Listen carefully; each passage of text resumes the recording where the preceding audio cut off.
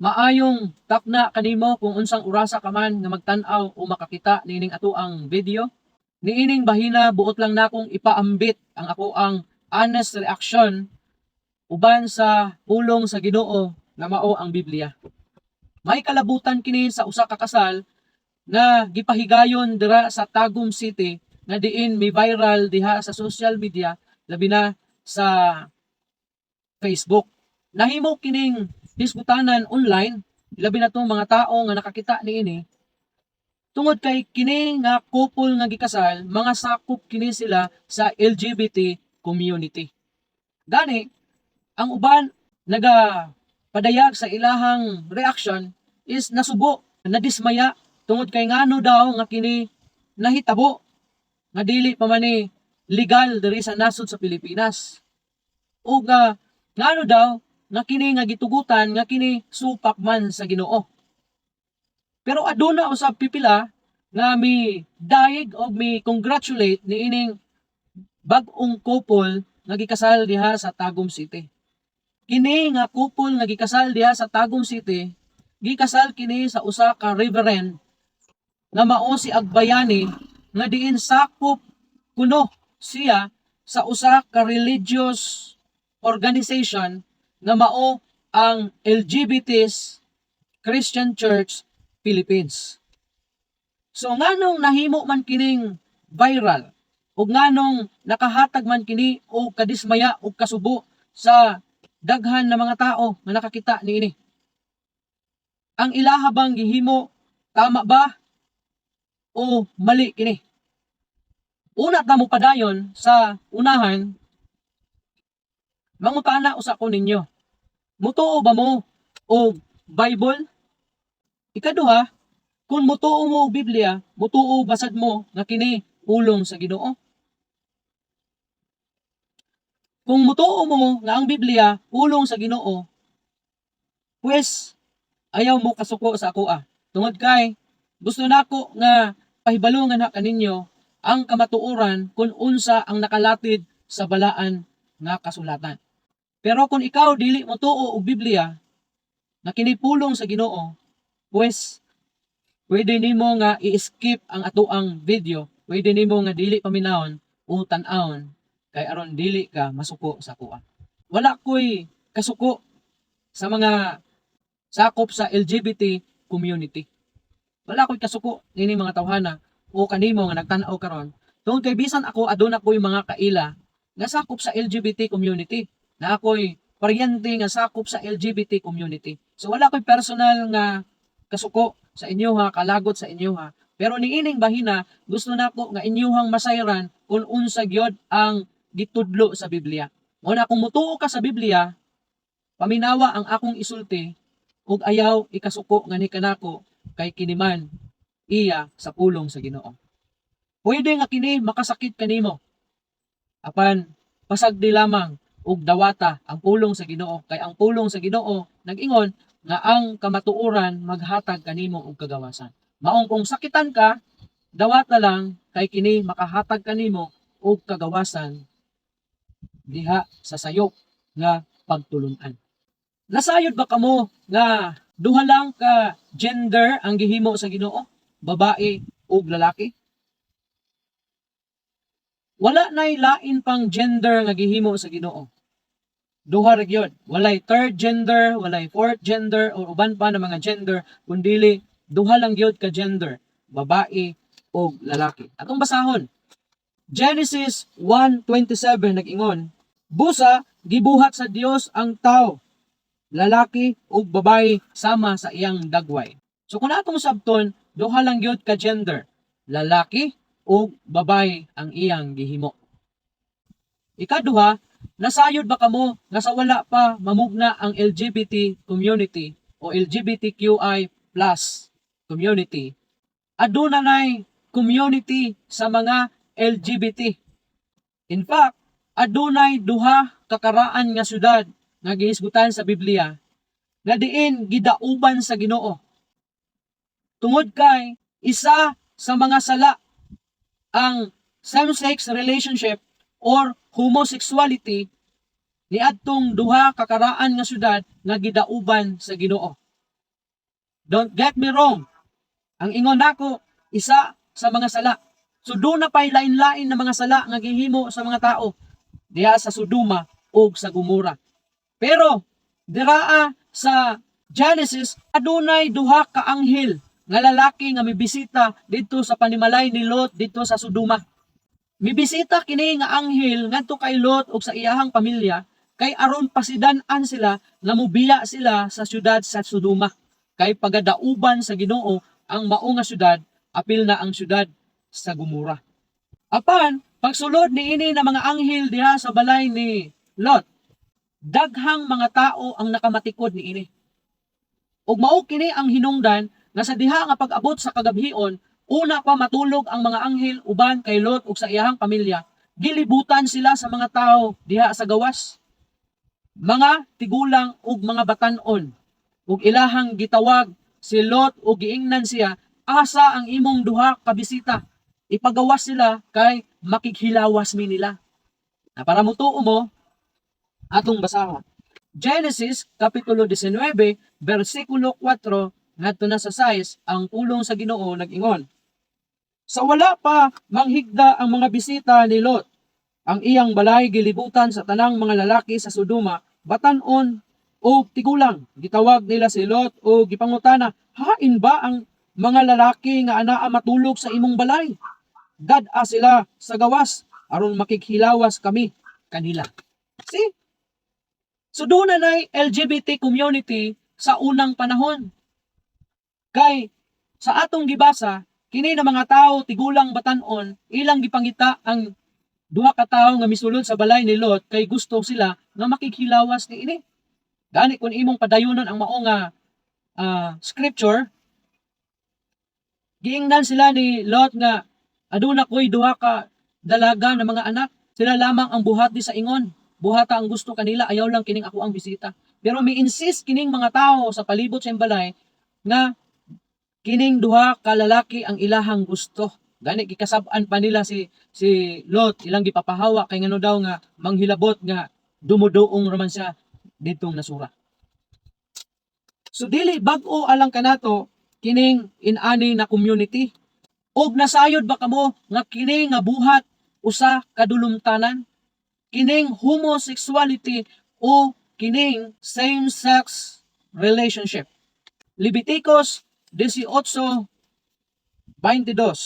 Mas maayo nga kung doon na kay Bible, ikaw mismo magbasa niini aron dili ka makaingon nga kini tinumo-tumo nako nga istorya. Musbod nako Leviticus 18:22. Ingon ang pulong sa Ginoo, ayaw usab pagpakighilawas sa imong isig kalalaki kay kini dautan kaayo. Tanawa, usa ka dulumtanan, usa ka abomination sa Ginoo kay kini hilabihan gayod kadautan nga buhat. Ug nasayod ba kamo nga ang naghimo niini kinahanglang patyon diha sa Old Testament? Ingon ang Leviticus 20:13.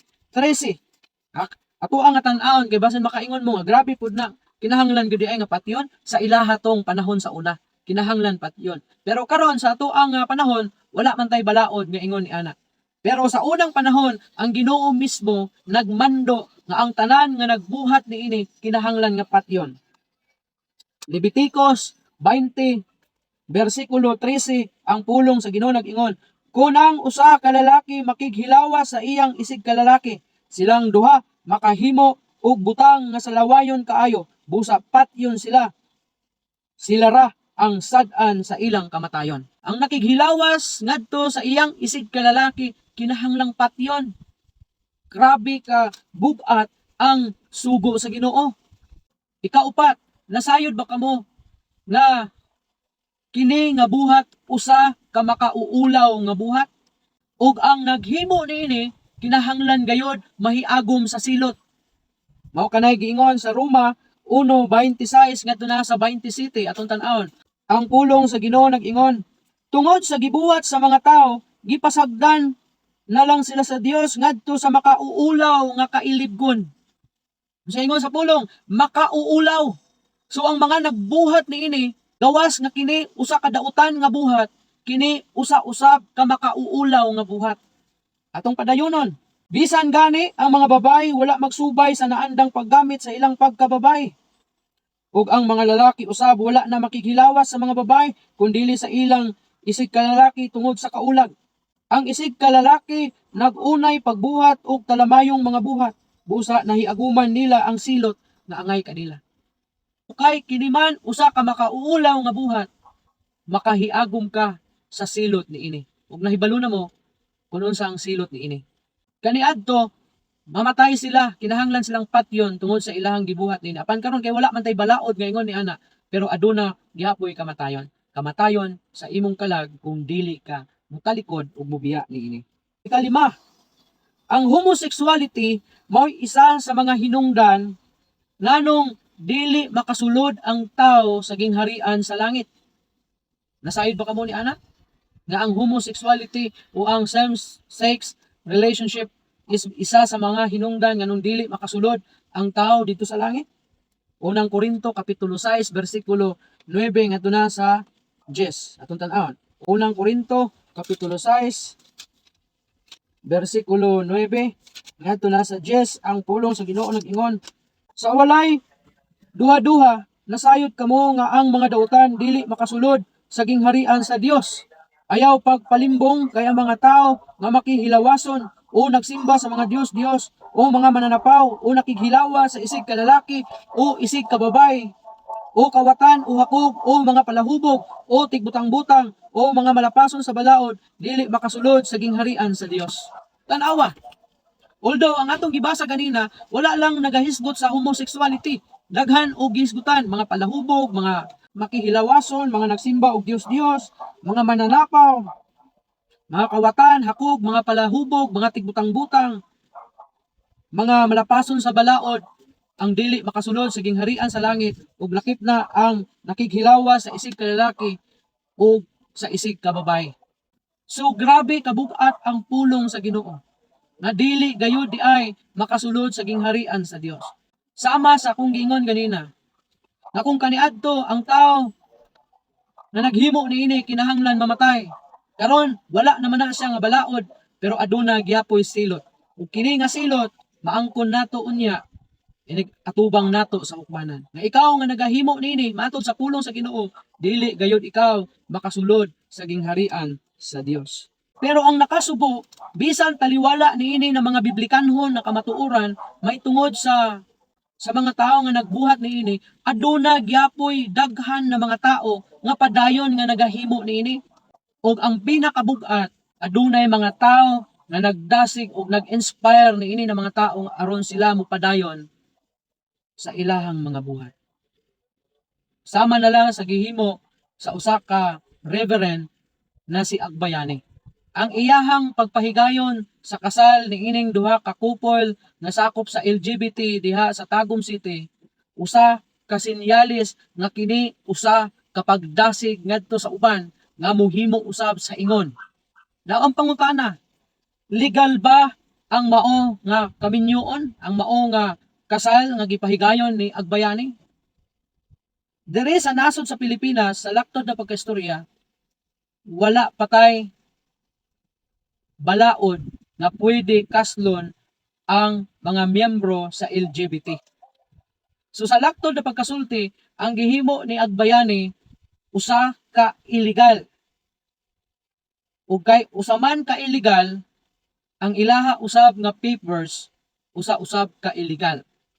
Walay marriage certificate kini sila, posible ang gihimo usa lamang ka certification. Usa lamang ka kasulatan iya o ilahang nga kasulatan mismo sa ilahang grupo nga kini sila usa ka kasado. Pero dira sa batakang balaod sa atong gobyerno, illegal kini siya. Illegal na siya sa Ginoo, illegal pagyud siya sa tao. Now, maayo ba ang gihimo ni Agbayani? Kabalo ko nga si Agbayani may knowledge siya sa Bible. Kay nahimo gud siyang reverend. Lisod pud kayo og himuon kang reverend og wala kay knowledge sa Biblia. Pero ang ako lamang nga gikasubo og gikatingad-an kung nganong miuyon siya sa usa ka buhat nga dili man biblikal. Nganong iyang gibali ang nakasulat sa Biblia aron lamang ba nga pagbigyan ang kining inani ng mga tao o aron lang ba malipay itong mga tawhana kay sila nakasal? Mali. Bisag unsaon pa nato og justify, dili gayod mahimong ma-justify ang usa ka sayop ug dili maayo nga buhat. Now, maayo ba nga magdala sa grupo nga Christian Church? Ang simbahan ining tawhana gipanganlan og LGBT's Christian Church Philippines. Now, unsa bay buot pasabot ni ining Christian? Ang Christian pasabot ani mga followers sa Ginoo. Mga sumusunod sa Ginoo. O ang mga sumusunod sa Ginoo nagabantay sa ilahang mga lihok, nagabantay sa ilang mga lakang o nagabuhat sila sa kabubuton sa Ginoo. Mao kani sila ang mga followers sa Ginoo. Mga tao nga dunay Kristo ang ilahang kinabuhi. Karon, ang pangutana, mga followers ba ni Kristo kining mga nagahimo ani? No offense ha. Pwede ka mahimong followers sa Ginoo o kung sakop man ka sa LGBT community, pwede ka nga mahimong followers sa Ginoo. Pero kung buhaton nimo ang supak sa Ginoo ug ang mga butang nga ikasuko sa Ginoo, dili ka pwede mahimong tawgon nga followers sa Ginoo. Karon, kini bang LGBT's Christian Church Philippines, mga followers ba sila ni Jesus Christ? Pwede ninyong tubagon. Pero kini ang akong isulti kaninyo. Usbon nako, ang followers ni Jesus Christ, mao kini sila ang mga ginatawag Christian. Mga sumusunod ni Kristo. Karon, matawag ba ang usa ka tawo nga followers sa Ginoo kung ginatugtan o gina-justify nila ang ilang mga buhat nga dili uyon sa kabubuton sa Ginoo? Christian ba ang tawag ana? So sa ako nga bahin, kung for certification lang ang himuon ni Agbayani, pwede niya na himuon. Pero dapat dili na niya apilon ang Ginoo. Na kini siya gitugot sa Ginoo. Kay dili gyud mausab ang Ginoo. Kay ang pulong sa Ginoo nag-ingon, ang Ginoo kaniadto ug ang Ginoo karon ug sa umaabot pareho lang. So kung gisupak kana sa Ginoo sa unang panahon, padayon niyang supakon kana hangtod karon ug sa umaabot pa ng mga panahon. Dili gid sa muuyon ana. So kung for certification lang, pwede man siguro na ipadayon ni Agbayani. Pero seremonyas na lang iyang himuon ug walay labot sa Ginoo. Ug gani mas maayo nga ang iyahang pundok dili na tawgon og Christian Church kay makauulaw at ubangan sa Ginoo. LGBT nya tawgon nimo og Christian Church Philippines. Pwede siguro nga tawgon na lang niya LGBT Community Philippines. Ana na lang. Pwede niya nga himuon niya sa iyang kaugalingon na grupo na for certification lang, pero nung ka nga mag-ask ka og blessing sa Ginoo nga i-bless ng kaminyoon nilang duha. Never gid na siya mahimong panalanginan sa Ginoo. Kung sayop, sayop. Kung dautan, dautan. Ug dili na nimo pwede i-justify. Bisag bali-balihon pa nimo para lang ma-justify. Bisag unsaon pa nimo, baliun man nimo ang pulong sa Ginoo para ma-justify ug para lang mausab ang desisyon sa Ginoo. Ang kasing-kasing sa Ginoo. Dili siya mausab. Ang Ginoo kaniadto karon ug umaabot maura nga Dios. So kana lang ug unta dili ninyo ikasuko ang ako ang komento and ang ako ang reaction kabahin diini nga viral na kasal diha sa Dagon. Daghang salamat sa inyong pagtan-aw ug God bless everyone.